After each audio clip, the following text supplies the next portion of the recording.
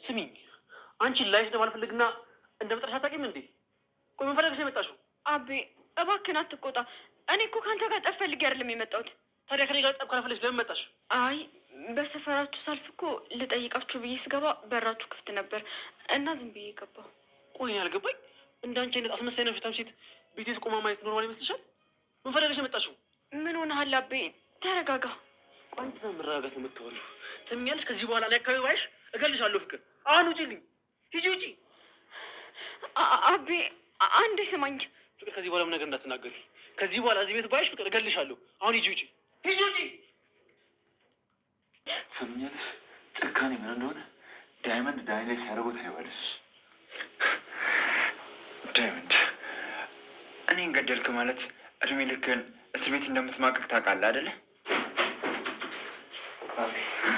እነዚሁ ሄሉን ሲያሰቃዩት ሊገሏት የነበሩት እነዚህ ናቸው።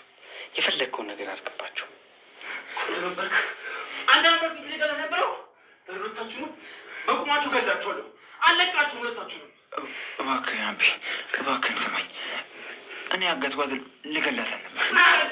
ዝም በል። ሰማኛለህ? ሁለታችሁንም እገላችኋለሁ። ላደረጋችሁት ነገር ዋጋ አስከፍላችኋለሁ። እገላችኋለሁ። ይኸውልህ አቤ፣ እኛ ምንም የምናውቀው ነገር የለም። እባክህን፣ እኛ እኮ ልናስፈራራት ብቻ ነው ያገዝናት። እባካችሁን ታውን። ሄሎ ሄሎ፣ ምን ሆነች? እሺ መጣሁ። እሺ መጣሁ። አቤ ሄሉ ምን ሆነች? የተፈጠረ ችግር አለ እንዴ? ሄሉ አገግማ ከዛ አቤ አጠገቧ ቁጭ ብለው ሲያወሩ ሳይ እንዴት ደስ እንዳለ ብታይ። እኔም በጣም ደስ ብሎኛል። ይሄ ሁሉ ያንተ ጥረት ነው፣ እናመሰግናለን። ኧረ ተይ አይደለም፣ ይሄ እኮ የኔ ስራ ግዴታዬ ነው። ባይሆን አንቺን ለማመስገን ያለብን። ጊዜሽን ስለሰጠሽን በጣም እናመሰግናለን። እኛማ እኮ በዚሁ እንድናወራ ጊዜ ያገኘ ነው። ቅድም ግን ስናወራና ስጨዋወት የነበረው ነገር እስካሁን ከአእምሮዬ ውስጥ ሊወጣ አልቻለም። አንተ እኮ በጣም ጥሩና የዋህ ሰው ስለሆንክ ነው። አደይ፣ የኔና ያንቺ ግንኙነት እኮ ከዶክተር እና ከጓደኝነት ያለፈ ነው። ማለት አልገባኝም። ማለት ያው ምንድን ነው ዶክተር? እስኪ ዶክተር ምንድን ነው? እስኪ ብለህ እሺ አይቻልም።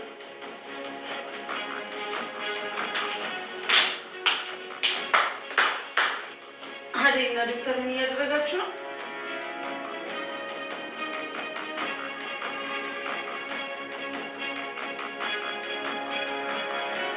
ሰላም ጤና ይስጥልን። ውድና የተከበራችሁ ውድ ቻናል ቤተሰቦች እንኳን ደህና መጣችሁ። በያላችሁበት ሰላማችሁ ብዝዝት ትርፍርፍ ይበልልኝ። ሰራተኛ አደይ ክፍል 264 ይዤላችሁ ቀርብ ያለውኝ። ይህንን ቪዲዮ ከወደዳችሁት ላይክ፣ ሰብስክራይብ በማድረግ ቤተሰብ እንድትሆኑ በአክብሮት በትህትና እንጠይቃለን ማለት ነው። የዳኒና የቤዛ ተንኮልና የቤዛ ሴራ እንግዲህ በጣም ከባድ ነው ማለት ነው። እንግዲህ ሄሉን ይገሏት ነበረ፣ ነገር ግን ተርፋለች ማለት ነው። እንግዲህ ቤዛ ዳኒ እንግዲህ አስሯታል። ከዛ ዳይመን ስላሰራት እንግዲህ በጥፊ የመታት የሁለቱም የመታቸው ምን አባት ልታመጣ ነው ስትል ያቺ ምስኪን ልጅ እንደተጫወታችሁባት ዛሬ በጥፊ አይደለም ለቃችሁ ደማችሁ ነው የምጠጣው እያለ ዳይመንድ እንግዲህ በጥፊ እያላቸው የዳኒና የቤዛ እንግዲህ በጣም ያሰቃያቸው ይገኛል ማለት ነው።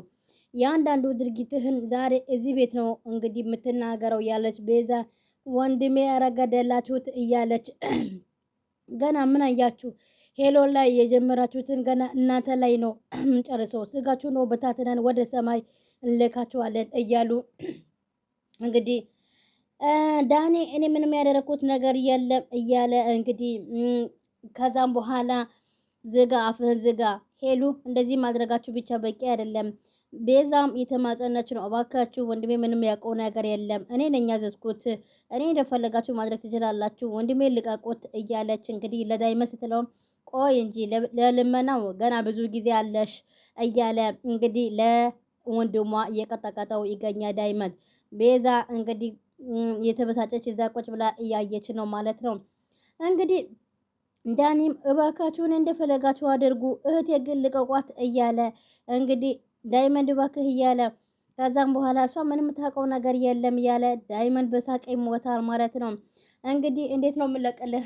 መጀመሪያ ስትሰሩትና መጀመሪያ ስታደርጉት ያልመሰላችሁ ነገር አሁን ልልቀቃት እንዴ እያለ እንግዲህ ዳይመንድ ይስቅበታል ማለት ነው።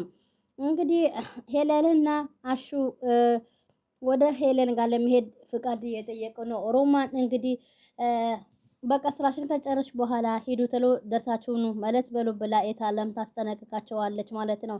እትዬ ምንም እንዳታስቡ ተሎ ጠይቀን እንመለሳለን፣ አንቆይም፣ በቃ እግዚአብሔር ይማላት፣ ሂዱ መጠየቃችሁ ተሎ ብላችሁ ተመለሱ ብላ ፍቃድ ተሰጥቷቸው ሮማንና አሹ ሄለን ለመጠየቅ ይሄዳሉ ማለት ነው። አዳይ ሄለን ጋር ነበረች። አሁን ሄሉ ምንም ነገር እንዳታስቢ ህይወትሽ ላይ ነው አሁን የተረፈው። ስለዚህ ለማንም ሰው ማሰብ የለበሽም፣ ለራስሽ ብቻ መጠንቀቅ ነው ያለብሽ። አንዳንድ ነገሮቹ በጣም ግራ እያጋባኝ ነው።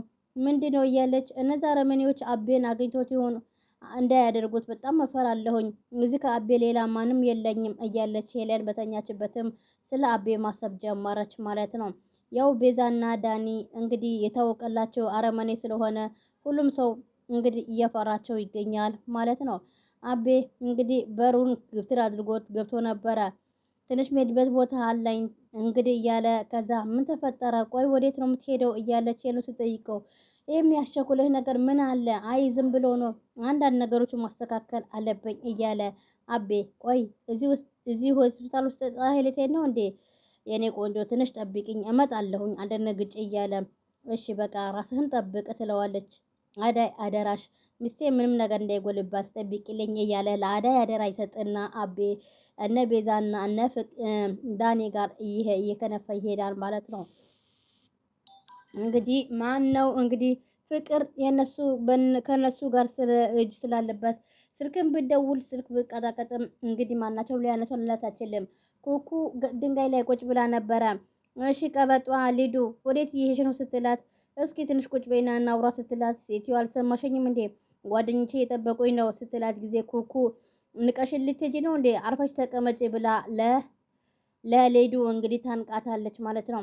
እንዴ እያሳመምሽ ነው ልቀቂ ስትላት ጊዜ እና መጀመሪያ በጸባይ ስጠይቅሽ ዝም አልሽኝ። አሁን የምጠይቅሽ ጥያቄ መልስ ትመልሻለሽ። እሺ ምንድነው የምጠይቅኝ?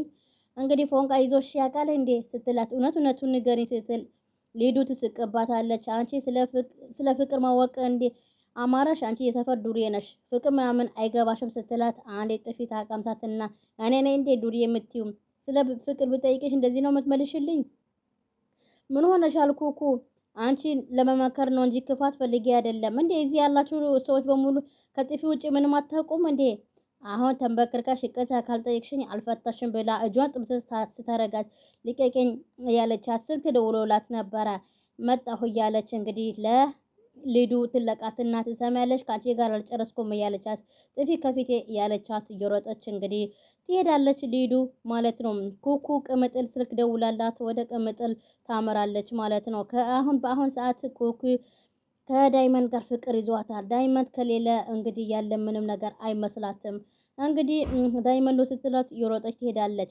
ፍቅር እነ ሄለንና እና በቤት ተደብቃ ገብታ ነበረ። ከዛ ስልክም እነ ቤዛና እነ ዳኒ እየደወለች ስልክ አያነሱላትም ነበረ። እባክሽን ቤዛ ስልኩን አንሺ፣ እነዚህ ጉዶች ለምንድነው ስልክ ማያነሱኝ? እኔ በጣም ጨንቆኛል እኮ እያለች ፍቅር እንግዲህ በተቀመጠችበት ቁጭ ብድቅ እያለች ጨንቋት እንግዲህ ዳኒ ለምንድነው ስልክ ማታነሱልኝ ሁለታችሁም እያለች የእናንተ መጥፋት ጭራሽ አልተዋጠልኝም እያለች ብቻዋን ማውራት ጀመረች። የሆነ ነገርማ ተፈጥረዋ እያለች እንግዲህ ደጋግማ ስልኩን መደወል እንግዲህ ብትሞክርም እምቢ ያላትና በሀሳብ ጭልጥ ብላ ቁጭ አለች ማለት ነው። አሁንም ስልኳን አንስታ ትደውላለች። አሁንም እንግዲህ ስልካቸው ማናቸውም ሊያነሱላት አልቻሉም። ነገር ግን ቤዛና ዳኒ ስለተያዙ እንግዲህ በአሁን ሰዓት እሷ ተጨንቃለች ማለት ነው። ምንድነው የተፈጠረው እያለች ፍቅር ብቻው ማውራት ጀመረች። እንግዲህ የእሷም እጅ ስላለበት በጣም ተጨናንቃለች ማለት ነው። እንግዲህ እዚህ ጋር ደግሞ ለምለም እንግዲህ ከባቡሬ ጋር ጫጎላ ነበር የሄዱት። እንግዲህ እንሂድ እያለች ለሊ ችግር ተፈጥሯል። የምን ችግር ነው አላቅም። ሂሳባችን እንዳለ ተከፍለዋል ማለት ማነው ሊከፍል ቻለ? እንጃ። የሆነ ሴትዮ መጣ ሀሳባችንና እና የምንሄድበት መኪና እንዳዘጋጀለችልን ነግራናለች። እንዴ ቆይ ማን ሊሆን ይችላል ቤኪ ስትልም ነበረ። ቤኪ እኔ ምንም ጥሩ ስሜት የተሰማኝ አይደለም። እባክህ ከዚህ ቦታ ቶሎ እንሂድ ሴቱ ያዘጋጀችልን መኪና ውስጥ መግባት የለብንም አማራጭ የለንም እንደ እያለች ነበረ። ከዛም በኋላ እንግዲህ አስተናጋጇ መኪና የት እንዳለ ትነግረናለች። ከዛም በኋላ ብድግ ብሎ ተነስቶ ሁለቱም እንግዲህ ሻንጣቸውን ሸክፍ አድርጎ በመኪናው መሄድ ትቶ በሌላ ቦታ እየሄዱ ይገኛሉ ማለት ነው። ከዛም በኋላ እዚህ ጋር ደግሞ ሩታ እና በጣም የዶክተሩን አኩርፋ እንግዲህ ክላሷ ልስፖች ብላ ነበረ። እታለም ትመጣና አይኗ ታያትና እንዴ የኔ ልጅ ምን ሆነሻል? ምን የሰራሽ ነው? ሊዱ የት ገብታ ነው እያለች አላቅም ትላታለች። ሩታዬ ሰሞኑ ቤት ዘግተሽ ቁጭ እያልሽ ነው ምን ሆነሽ ነው ስትላት ጊዜ የኔ ልጅ ምን ተፈጠረ ስትላት አይ ማሚ ምንም አልሆንኩም ብቻዬን መሆን ስለፈለኩ ብቻ ነው እባክሽን ንገሪኝ እኔ እኮ እናትሽ ነኝ በደንብ ረዳሻለሁኝ ማሚዬ ምንም አልሆንኩም ዝም ብዬ እኮ ነው አትጨነቂ ትላታለች። ዝም ብሎ ድብርት ነው ስትላትም እኔን አትዋሸኝ እውነቱ ንገረኝና አብረን መፍትሄ እንፈልግ ስትላት የታለም አይደለም እኮ ማሚ ስትላት እንግዲህ እቅፍ ታደርጋትና ምን ሆነሽብኝ ነው ልጄ እንደዚህ መከፋትማ የለብሽም በአሁን ያለሽበት እድሜ ውስጥ በጣም አስቸጋሪ ስለሆነው ይሄ ደግሞ አንቺ ማለፍ አለበት በርትተሽ መውጣት አለብሽ ትላታለች። እሺ ማሚ ጠንካራ ሆናለሁ ስትላት ጎበዝ የኔ ልጅ በማንኛውም ሰዓት ለመመከር ካለብሽ መናገር ትችያለሽ እና አማክርሻለሁ ትላታለች። የዛሬ የነበረን ቆይታ ብዙ እናበቃለን። በቀጣይ እስከምንገናኝ ቸር ሰንብቱ። ሰላም ለሀገራችን፣ ሰላም ለሕዝባችን እያልኩኝ በዚሁ ሰናበታለሁ። ሀሳብ አስተያየታችሁ እንግዲህ ኮሜንት ላይ በማስቀመጥ ቤተሰብ እንድትሆኑ በአክብሮት በትህትና እንጠይቃለን።